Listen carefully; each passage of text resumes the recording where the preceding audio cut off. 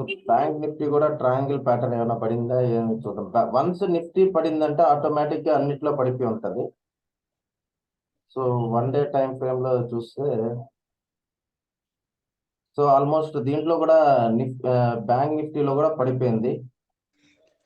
So కొంచెం విక్ ఉంది కదా సార్ ఎక్కువ. విక్ ప్రాబ్లం లేదు మేడం, దీన్ని మనం జోన్ కింద పెట్టుకోవచ్చు.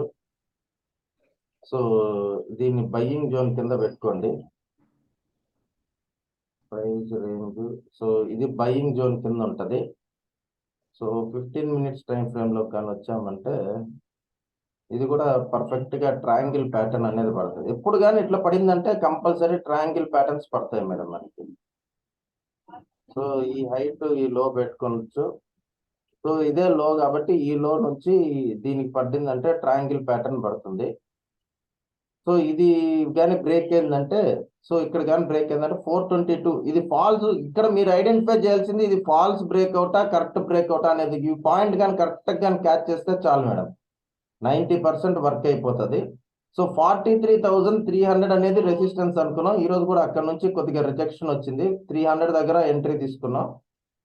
సో మోస్ట్ ప్రాబ్లీ ఇది మనం కరెక్ట్ గా చేస్తుంటే 43,000 టార్గెట్ ఆల్మోస్ట్ వచ్చేసింది మేడం. ఈరోజు ఆల్మోస్ట్ 30 పాయింట్స్ మిస్ అయింది కానీ కరెక్ట్ టార్గెట్ వచ్చింది. ఇక్కడ మళ్ళీ కాల్ ఆర్డర్ పెట్టుకుంటే పర్ఫెక్ట్ గా ఉండేది. ఓకే, సో దీని ప్రకారం అయితే మనకి ట్రయాంగిల్ ప్యాటర్న్ 43,422 మేడం. 422 కానీ దాటితే ఎన్ని పాయింట్స్ ఉంది ఇది? సో లాంగ్ ఆప్షన్ ఒకసారి చూస్తే సో ఈ 2 డేస్ కి ఒకసారి చూస్తే 586 పాయింట్స్ ఉంది మేడం. సో 586 పాయింట్స్ అంటే ఆల్మోస్ట్ 44,000 కూడా టచ్ అవ్వడానికి ఛాన్స్ ఉంది. దీని ప్రకారం 44,000 కూడా టచ్ అవ్వడానికి ఛాన్సెస్ కనిపిస్తున్నాయి. సో షార్ట్ ట్రేడ్ కానీ చూసుకుంటే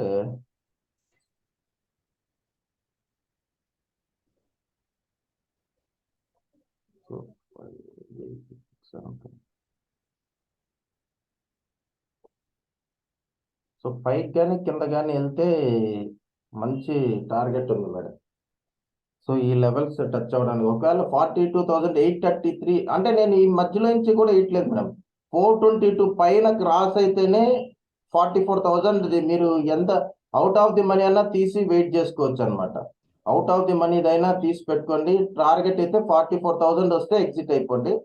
42,833 కింద కానీ క్లోజ్ అయితే 42,250 దాకా రావడానికి ఛాన్సెస్ ఎక్కువ ఉన్నాయి.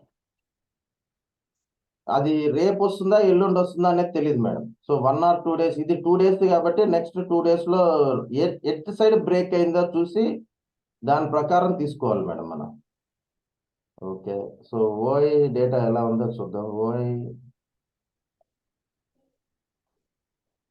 సో 42,300 దగ్గర ఎక్కువ మంది ఉన్నారు, 80,000. సో ఇది కానీ దాటిందంటే 1,80,000 అరౌండ్ 2 lakh మెంబర్స్ ఇదే ఎక్కువ ఉన్నారు మేడం.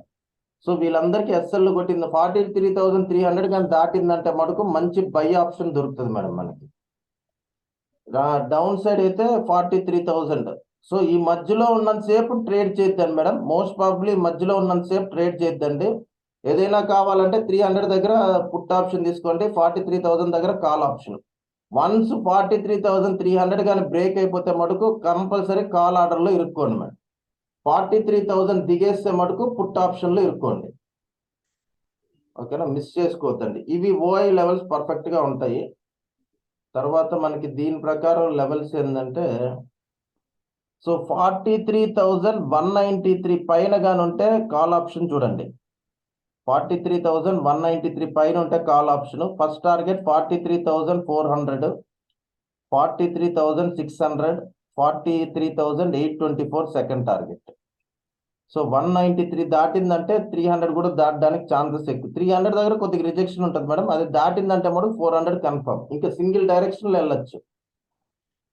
మళ్ళీ అది 43,172 కిందకి కానీ క్లోజ్ అయిందంటే క్యాండిల్ ఇంకా మనకి down trend. 42,982 first target, 42,761 second target, 42,561 third target madam.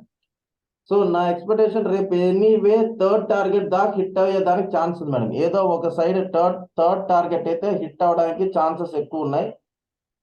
So రేపు బి అలర్ట్.